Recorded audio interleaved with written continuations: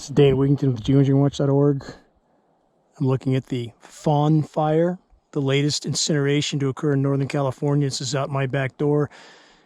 I'm moving across country right now on fire break roads to get as close as I can to that blaze to see what threat it might pose to my habitat preserve, our home, our family. It never stops. It never stops. This is exactly what I warned about for the last 2 decades here in Northern California, in every way I possibly could. Newspaper flyers, full page ads, almost 6 years of radio broadcasts, commercial free. And still it happens, and still agencies and the so-called science community, and unfortunately most of the community itself, still pretending that this is some passing cycle and that climate engineering isn't going on in the skies above it. If you look in the skies above the blaze, what do you see? Geoengineering aerosols all over the skies. The UV is incredibly scorching at this particular moment. I'm going to get as close as I can to that blaze and see how bad it is. I can see 5 or 6 choppers working that fire. CAL FIRE is certainly doing their best to try to put this down before it comes across the ridge and accesses this community. It would be very difficult to stop in. We're just south of Lake Shasta. This is the Fawn Fire, and it's been one apocalyptic summer after another. And geoengineeringwatch.org has tried to warn for nearly 2 decades that this would happen if the climate engineering operations were not exposed and halted and the cutting off of precipitation to the North State continued. This had to happen. And regardless of the source of ignition, what is setting the template for these fires to burn with such ferocity? And that is climate engineering, period.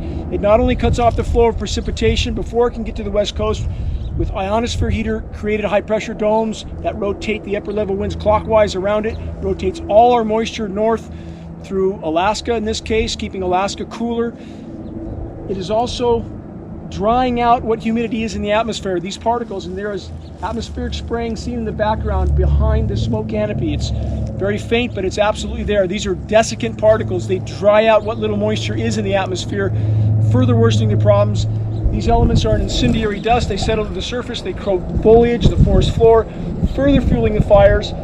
All the aerosol operations are destroying the ozone layer, which is frying the foliage from the top down. It's killing soil microbiome on the surface. There's not enough moisture, which is also killing soil microbiome.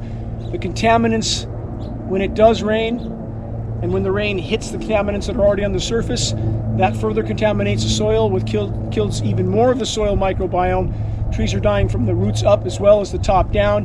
From every conceivable direction, climate engineering is pounding the nails into our collective coffins. In this massive incineration, which is not just happening in North America or the Western US, it's happening in locations all over the globe where it's not incinerating with record drought and infernos. There's deluge. Again, climate engineering, creating drought deluge scenarios, completely disrupting the hydrological cycle. It can only be considered a form of weather warfare at this point. The only way it will stop, it's up to all of us to reach a critical mass of awareness, and awareness meaning a sense of responsibility to stand against this insanity. That will take all of us. Reaching our military brothers and sisters so that they understand they are participating in their own demise along with the rest of us. I'm going to try to get down to the community where I know the store owner here, try to pass on some geoengineeringwatch.org materials so that they can then circulate those so the residents here understand more clearly why this is happening. Wildfires now becoming a way of life in the North State. Worse every year, drier every year, more forest die-off every year, more incinerations, worse UV radiation every year. You see the choppers swirling there. I've seen about 7 choppers total, which is really a substantial amount of resources. It's encouraging that they're utilizing that many resources, but if this fire gets a much broader front on it, it'll be almost impossible to stop. Those are very large helicopters they're using there. I'm not sure what model that is. But this community that I'm moving through right now, definitely under threat. If the fire crests the top of that ridge, it's going to be hard to stop. In this store in front of me, I know the owner at. I'm going to stop and pass on some geoengineeringwatch.org 20-page fact and photo summary booklets. So so that she might alert the residents to what's happening and why.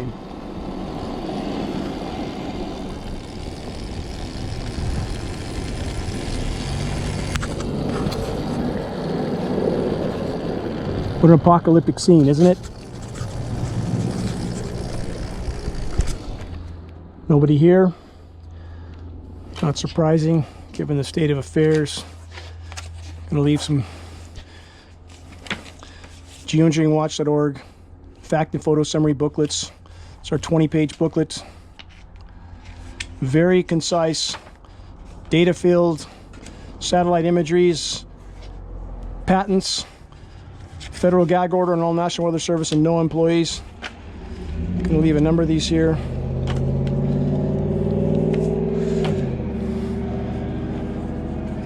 And pin some on the bulletin board here.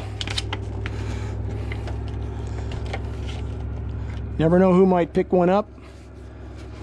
Cal Fire official or a fire official from another agency, from some other state, maybe here as well. Never know where that seed might go. It's absolutely worth the effort.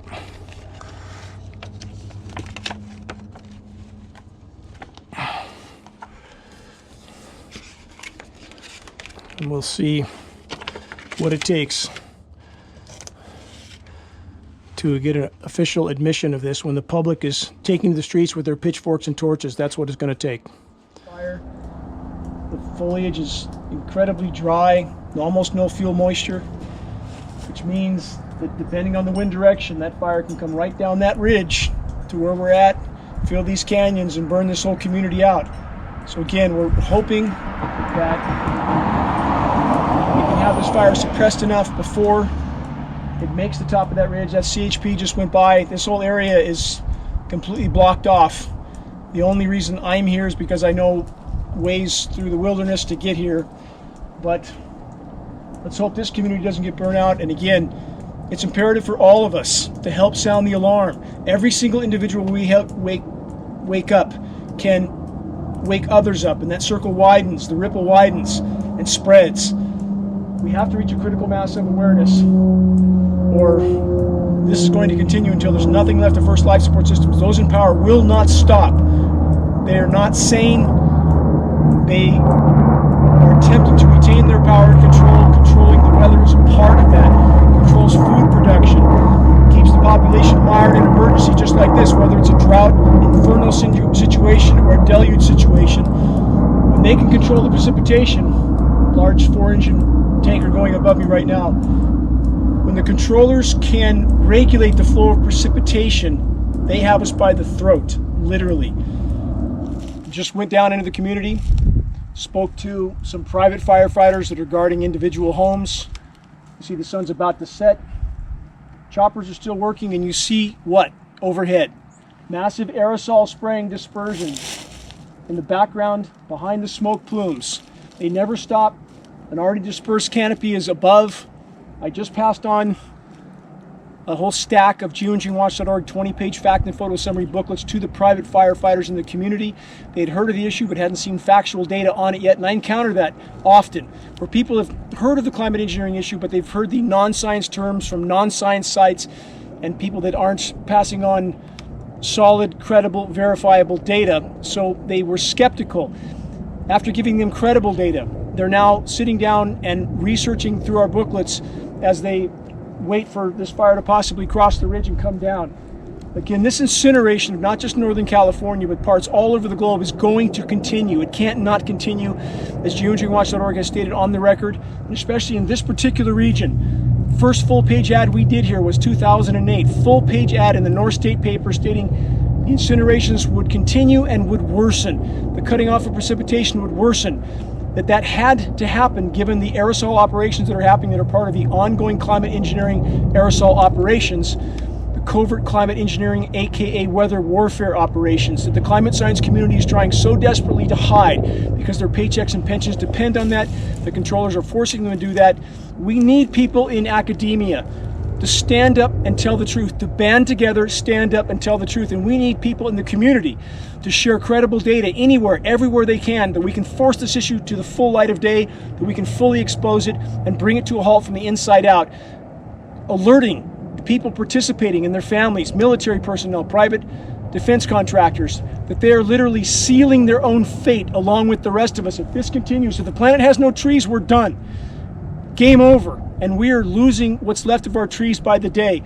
What's not burning is dying due to the lack of precipitation. Climate engineering cuts off the flow of precipitation, destroys the ozone layer, which allows incredibly lethal UV radiation to bombard the surface of the planet, killing foliage from the top down and insects and us. It coats the forage with an incendiary dust that makes the fire even more volatile.